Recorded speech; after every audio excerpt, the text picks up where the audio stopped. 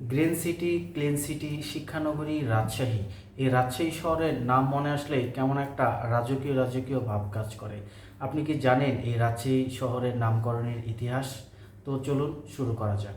এই রাজশাহী শহরের নাম কিন্তু প্রথমে রাজশাহী ছিল না। প্রথমে নাম ছিল মহাকালগড়। পরবর্তীতে এ অঞ্চলের নাম হয় রামপুর বলিয়া। কেউ কেউ মনে করেন রামপুর আর বলিয়া এই দুইটা এলাকা একসাথে মিশে হয়েছিল রামপুর বোয়ালিয়া, এবং অনেক দিন এই রামপুর এবং বোয়ালিয়া একসাথে এই নামটা চলে আসছে। পরবর্তীতে এই অঞ্চলের নাম হয় রাজশাহী। কেউ কেউ মনে করেন অনেক হিন্দু মুসলমান রাজা, সুলতান এবং জমিদারগণ দ্বারা এই অঞ্চল শাসিত হয়েছিল বলে এই অঞ্চলের নাম রাজশাহী।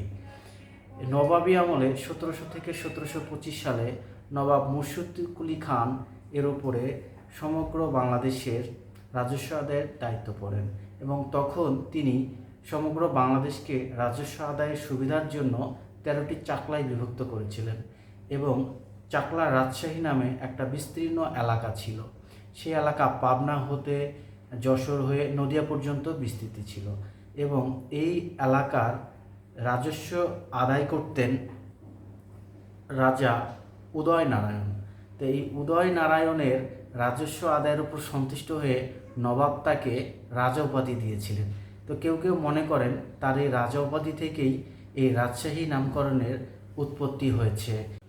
ঐতিহাসিক অক্ষয় কুমার মৈত্রের মতে রাজশাহী নামকরণ করেন রানী ভবানী। তো এই ছিল আজকের ভিডিওটি কেমন লাগলো লাইক কমেন্ট করে শেয়ার করে দিবেন, এবং পরবর্তী অন্য একটি ভিডিওতে দেখা হবে। ততক্ষণ ভালো থাকুন, সুস্থ থাকুন। আল্লাহ হাফেজ।